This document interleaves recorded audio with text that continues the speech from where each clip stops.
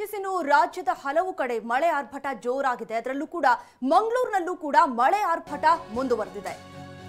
ಮಳೆ ಆರ್ಭಟ ಮುಂದುವರೆದಿದ್ದು ಗುಡ್ಡ ಕುಸಿಯುವಂತ ಭೀತಿ ಎದುರಾಗಿದೆ.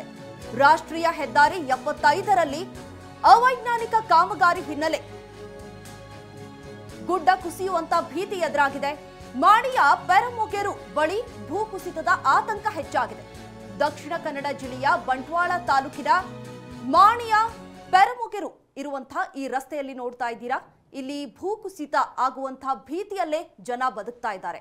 ರಸ್ತೆ ಬದಿ ಬೇಕಾಬಿಟ್ಟಿ ಮಣ್ಣು ತೆಗೆದು ಹಾಕಿದ್ದಾರೆ.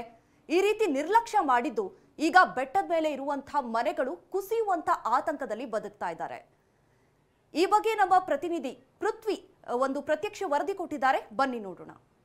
ನೆಲ್ಯಾಡಿ ಬಳಿ ಏನು ಅರಣ್ಯ ಇಲಾಖೆಯ ಜಾಗ ಇರೋದ್ರಿಂದ ಅವರು ರಸ್ತೆಗೆ ಜಾಗ ಬಿಟ್ಕೊಡ್ಲಿಲ್ಲ. ಸೊ ಅದರಿಂದಾಗಿ ಆ ರೀತಿ ಅವೈಜ್ಞಾನಿಕವಾಗಿ ಕಾಮಗಾರಿಯನ್ನು ಮಾಡಬೇಕಾದಂಥ ಅನಿವಾರ್ಯ ಬಂತು ಅಂಥೇಳಿ NH ಈಗ ಹೇಳಿರುವಂಥದ್ದು. ಆದರೆ ಸಾಕಷ್ಟು ಕಡೆ ಇಂಥದ್ದೇ ಎಡವಟ್ಟುಗಳನ್ನು ಈ ಕಾಮಗಾರಿ ಮಾಡಿರುವಂಥದ್ದು. ಯಾಕೆಂತ ಹೇಳಿದರೆ ಇಲ್ಲಿ ನೋಡ್ಬೋದಾಗಿದೆ, ನಾವು ಇವಾಗ ಏನು ಬಂಟ್ವಾಳ ತಾಲೂಕಿನ ಮಾಣಿ ಬಳಿಯ ಪೆರಮೊಗೆರಿನಲ್ಲಿದ್ದೀವಿ. ಇಲ್ಲೂ ಕೂಡ ಕುಸಿತ ಆಗಿರುವಂಥದ್ದು, ಇಲ್ಲೂ ಕೂಡ ಅವೈಜ್ಞಾನಿಕವಾಗಿ ಕಾಮಗಾರಿಯನ್ನು ಮಾಡಿರುವಂಥದ್ದು, ಅಂದರೆ ಸ್ಟ್ರೈಟಾಗಿ ಕಡಿದಿರುವಂಥದ್ದು. ಈ ಭಾಗದಲ್ಲಿ ನೋಡೋದಾದರೆ ಈ ಏನು ರಸ್ತೆಯನ್ನು ಮಾಡುವಂಥ ಸಂದರ್ಭದಲ್ಲಿ ಸ್ಲೋಪ್ ಆಗಿ ಮಾಡಿಲ್ಲ, ಕಂಪ್ಲೀಟಾಗಿ ಸ್ಟ್ರೈಟಾಗಿ ಈ ಒಂದು ರಸ್ತೆಯನ್ನು ಗುಡ್ಡವನ್ನು ಕಡಿದಿರುವಂಥದ್ದು. ಸೊ ಇದರಿಂದಾಗೂ ಕೂಡ ಸಮಸ್ಯೆಗಳು ಉಂಟಾಗ್ತಾ ಇದೆ. ಅಂದರೆ ಕೆಲವೊಂದು ನೆಪಕ್ಕಷ್ಟೇ ಕೆಲವೊಬ್ಬರ ಮೇಲೊಬ್ಬರು ದೂರನ್ನು ಹಾಕ್ಕೊಳ್ತಾರೆ. ಆದರೆ ಈ ಭಾಗದಲ್ಲಿ ಈ ರೀತಿ ಅವೈಜ್ಞಾನಿಕವಾಗಿ ಇಂತಹ ಕಾಮಗಾರಿಯನ್ನು ಮಾಡಿರುವಂಥದ್ದು. ಸದ್ಯಕ್ಕೆ ಇದರ ಏನು ಈ ಹಿಂಭಾಗದ ಜಾಗದ ಮಾಲೀಕರಿದ್ದಾರೆ, ಅವ್ರನ್ನ ಮಾತಾಡ್ಸೋಣ. ಇವಾಗ ನೀವು ಅಲ್ಲಿ ಮೇಲ್ಗಡೆ ನಿಮ್ದು ಜಾಗ ಅಂತ ಹೇಳಿದ್ರಿ.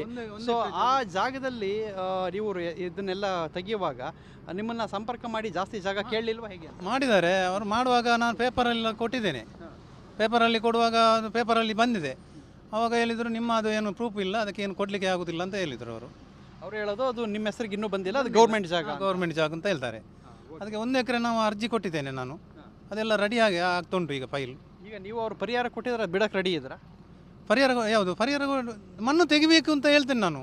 ಲೆವೆಲ್ ಮಾಡಬೇಕಾದ್ರೆ ತೆಗೀರಿ ಅವರು, ನಾನು ಅದೇನು ಮಾಡುವುದು ಬೇಡ ಅಂತ ಹೇಳುವುದಿಲ್ಲ. ಅಂದರೆ ಈಗ ನಿಮ್ಮ ಜಾಗ ಇದೆ, ನೀವು ಮಣ್ಣು ತೆಗಿಯೋಕ್ಕೆ ಯಾವುದೋ ಅಬ್ಜೆಕ್ಷನ್ ಹಾಕಿಲ್ಲ, ನಮ್ಮ ರೆಕಾರ್ಡ್ ಆದರೆ ಪರಿಹಾರ ಕೊಡಿ ಅಂತ ಹೇಳ್ತೀವಿ. ಆದರೂ ಅವರು ಅವೈಜ್ಞಾನಿಕವಾಗಿ ಕಾಮಗಾರಿ ಮಾಡ್ತಾ ಇದ್ದಾರೆಲ್ಲ. ನಾನು ಈಗ ಮರ ತೆಗಿಬೇಡಿ ಅಂತ ಹೇಳುವುದಿಲ್ಲ, ತೆಗೀರಿ ಅಂತ ಹೇಳ್ತೇನೆ.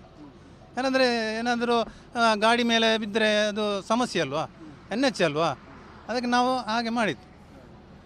ಈಗ ಅದಕ್ಕೆ ನಮಗೆ ಏನು ಪರಿಹಾರ ಸಿಗಲಿಲ್ಲ ಇಷ್ಟವರೆಗೆ. ನೀವು ಒಪ್ಪಿಗೆ ಕೊಟ್ಟರು ಕೂಡ ಅವರೇ ತೆಗಲಿಲ್ಲ. ಅವ್ರ ಹತ್ರ ಹೇಳಿದ್ದೇನೆ ನಾನು, ನಾಗರಾಜ್ ಸರ್ ಹತ್ರ ಹೇಳಿದ್ದೇನೆ ನಾನು, ಸರ್ ಬೇಕಾದರೆ ತೆಗಿರಿ ಸರ್, ಒಪ್ಪತ್ರ ಆಗುವುದಾದರೆ.